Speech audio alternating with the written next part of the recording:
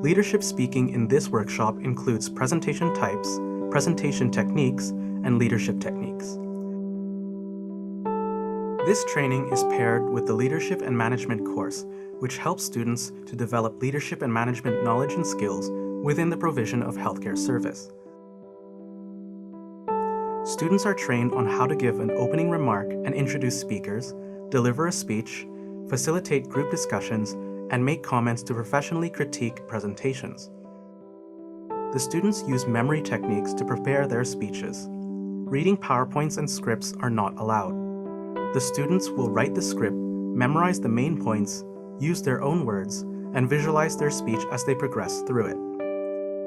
Communication involves verbal and nonverbal cues.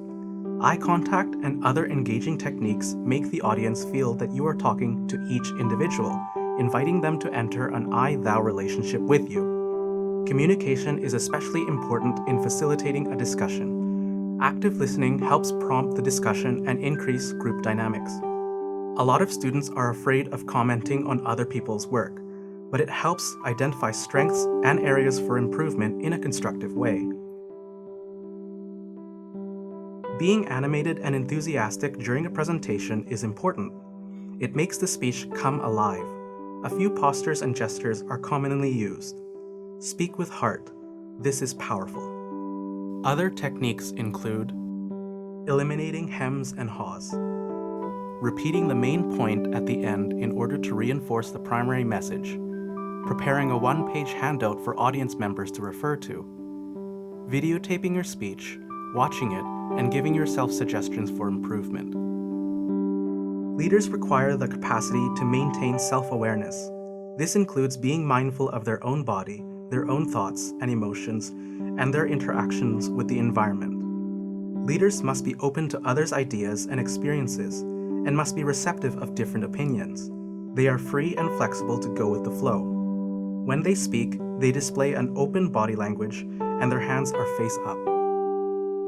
Leaders show confidence by speaking slowly, clearly, carefully, and convincingly about what they are saying. They believe in themselves and their calling to be a leader. They have great posture. They look ahead. They keep their body and face relaxed. They know the audience. They know their materials. They visualize the presentation before they start. Positive and inspirational speech instills the desire to pursue goals and plants positive ideals to reveal hidden potential. Leaders may use stories to instill hope, encourage, and empower their audience through their speech. We like to make the students exercise the following: make eye contact, lean forward, shake hands, smile, and connect. These are simple but powerful. Leaders manage stress in several ways. They may exercise before their presentation and use imagery or other relaxation techniques. I like to get enough sleep because I feel prepared when I'm relaxed. During the speech, leaders can maintain positive and encouraging thoughts to facilitate confidence. This can be trained before the speech using the thumb to reinforce the confidence.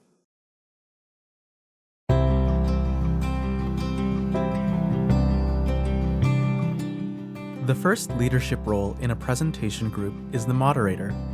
This person is responsible for the introduction and closing remarks. They introduce the other group members as well as the purpose of the presentation. The moderator will also inform the audience of any rules set in place for the duration of the program. Lastly, the moderator may also be responsible for controlling and keeping track of time, providing signals to the other members as needed. Welcome everyone. My name is Jarvin Lorano. Thank you for joining me today.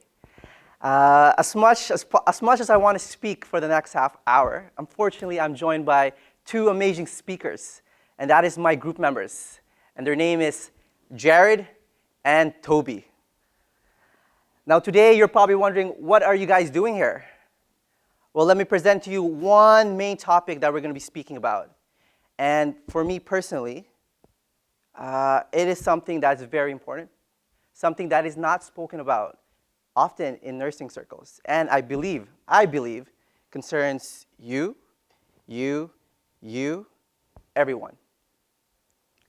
What am I speaking about? Collective bargaining agreement.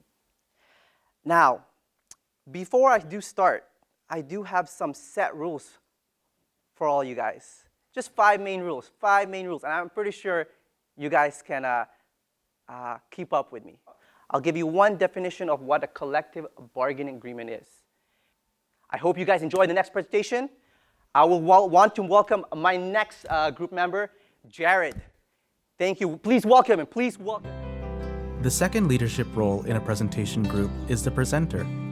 They are responsible for delivering a speech on the core content of the presentation. These individuals may present applicable course content, research articles, or other associated readings during their speech. Experienced presenters will have their content memorized by heart and will not rely on reading off of their notes. There are four main approaches to staffing that nurse managers look at. There's the traditional approach, there's the cyclical scheduling, there is self-scheduling, and there is automated scheduling software. The first approach, known as the traditional approach, is when the nurse manager creates a new schedule at the beginning of each month. This has its advantages because the nurses know their schedule a month in advance, and they can take into account all of the factors that could be coming in the month of coming up, such as maternity leave, holidays, things like that. The disadvantages of this is that it's very time-consuming for the nurse manager. As we've learned, nurse managers have many other responsibilities, so sitting down once a month to create a schedule can be very time-consuming. It is also not very cost-effective. The third leadership role in a presentation group is the discussion facilitator. These individuals coordinate and facilitate group discussions. They are responsible for asking and answering critical questions. Questions relevant to the presentation topic are identified and prioritized. Effective facilitators are able to clearly frame and describe core themes and issues. Additionally, a common strategy to promote discussion would be to separate a large group, such as a class, into smaller groups. And I'm facilitating the discussion for today. And so the topic will be about interprofessional collaboration. So I have a couple of questions, and I would like everyone to participate in this discussion. And so my first question is, why is interprofessional collaboration necessary for the coordination of client care? So I think one of the main issues that I saw was just like time constraints for each individual, because each worker has their own set of responsibilities that we all need to prioritize and try and work through. So it's sometimes hard to reach the person that we need to find, like the physician or the social worker. Although like we try our best to keep up all the communication, it's not entirely up to us. Have you promoted interprofessional collaboration on the unit? Actually, in this specific term that me and my partner, we are working BC Children's, and part of our role today, the past month actually, is to interview different ambulatory clinics. The fourth leadership role in a presentation group is the evaluator. These individuals are responsible for constructively critiquing their peers after the presentation, so that they may improve for future endeavors. Evaluators may focus on the group process of each individual. Strengths and areas for improvement may be suggested.